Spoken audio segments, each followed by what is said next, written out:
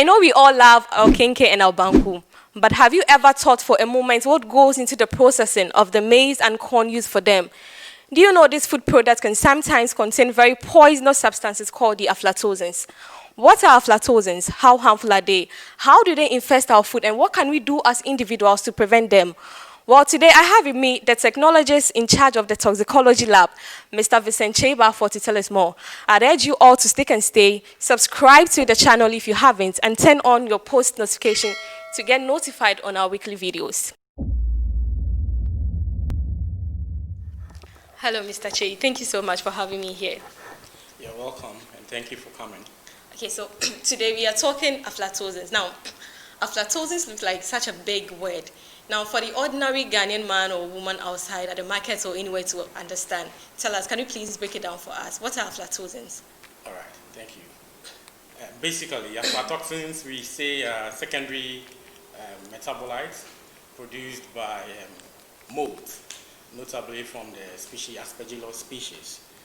But to a layman or the ordinary man, it's something very big, right? So to the ordinary man, let's take the normal Kenkey we eat in the house. So when you leave your Kenkey down for a very long time, these whitish, yellowish, greenish stuff grow on them. So these things, we can call them molds. So during the metabolic activities, that is the normal feeding of these molds, they produce these poisonous substances you are talking about that we call aflatoxins, which get into the food. And unfortunately, when you eat such food, it can pose various health risks to you. All right, that's very interesting. Now, aflatoxins, how harmful are they? How big is it? I mean, how can it really affect the normal individual? Well, the International Cancer Research Institute has classified aflatoxins as a class 1 carcinogen, meaning it's very, very, very harmful. It has the ability to cause cancer, so it's considered as a carcinogenic agent. So it can cause cancer of the liver, where they call its ability to be hepatotoxic, or nephrotoxins, that is cancer of the kidneys. And then it can also be considered as a teratogenic substance, meaning it can cause deformities in even an unborn baby in the womb. So it's very, very, very dangerous, and we need to do away with it and eliminate it from our food. So from your submission so far, these toxins sound very dangerous and very worrisome. Now, do we have any regulation in this country that protects the individual against such the toxins? All right, thank you for the question. So basically, the Ghana Standard Authority have come up with regulatory limits for aflatoxins that are supposed to be allowed in the foods that we eat or consume. For example, the limits in maize is supposed to be 10 microgram per kilogram or 10 ppb. But this is mainly respected or put in place when we are importing or exporting food substances. So before you export your product, you should meet this limits of, for example, if it is maize, you should meet this limit of 10 ppb in the maize. Likewise, when you are importing.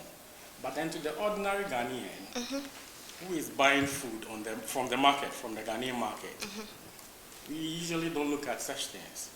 So the Council for Scientific and Industrial Research, one of our sister institutes, the STEPRI, the Science and Technology Policy Research Institute, together with other stakeholders, actually are putting together a bill which will be forwarded to the Attorney General's Department to be sent to Cabinet and later sent to Parliament for approval.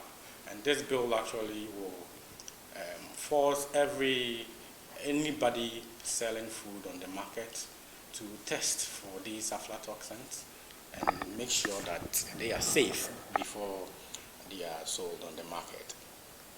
But tell us, how do these toxins come about? How do they end up in our diets, in our foods and everything? How? So these aflatoxins, like I said earlier, are produced by molds. And there are various environmental conditions that promote the growth of these molds.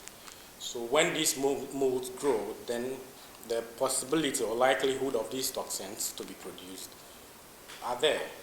And then the conditions that favor the growth of these molds are basically high humidity levels, that is moist environment. These conditions favor the growth of these molds. All right, so what food products should we usually look out for when we're talking about aflatoxins? What food product do they usually affect? Aflatoxins basically, they affect a wide range of foods. But according to research from what we have done in our laboratory, they are mostly associated with peanuts and then maize. So basically any food that you dry or that these molds can grow on them, there is the possibility or the likelihood of these toxins being produced. So as an ordinary person, if I go out my usual Kenkey joint or wherever I get my food to go and buy food, what are some of the things I should look out for? We are talking about aflatoxins now. I am really alarmed because I'm sure most of our viewers haven't even heard of this thing. That's right. So when I'm going to buy my food, what are some of the things I have to look out for? Well, initially I will tell you it is very difficult to associate aflatoxins with any food product, because you can't just look at the food product and then say this contains aflatoxins or not. But then you can take some precaution measures that will guide you on which food to buy and which not to buy. So for instance, because these aflatoxins are produced by molds, when you see, for example, the usual Kenkey that we have in our house, when you see these molds, like I said earlier, growing on this Kenkey, then the possibility of the toxins being there can be present, right? So you do away with such foods. When you go to the market and then you are buying your maize, you know, these molds can easily affect food products that are compromised, right? So if you see your kernels, the maize kernels are broken, the shriveled ones, they are likely to be affected by these molds and likewise the production of aflatoxins, right? Okay, so Mr. Vincent, let's talk about public education. Well, how well is the ordinary Ghanaian informed about aflatoxins? Do we have a percentage or a rate, anything to show that, okay, so these are the number of people who are aware of this poisonous substance? Well, I would say no, because a survey that was done on the market proved that many of the market women do not or haven't even heard about aflatoxins before. And so the Council for Scientific and Industrial Research, Food Research Institute, occasionally train people, go out there, sensitize people, educate people about the aflatoxins. And then recently we embarked on a training exercise for farmers at the Techiman municipality. I'm also aware of the World Food Program, training people about these aflatoxins and similar toxins in food. Alright guys, so thank you so very much for watching. I hope you've all been educated on aflatoxins. We now know how harmful they are and what we can do to prevent ourselves from eating infested foods and protecting ourselves in general. If you haven't subscribed to the channel yet, please do well to subscribe. Make sure you are turning on your post notifications to get notified on our weekly videos. And please, if you have any suggestions or anything at all, you can drop them in the comments section.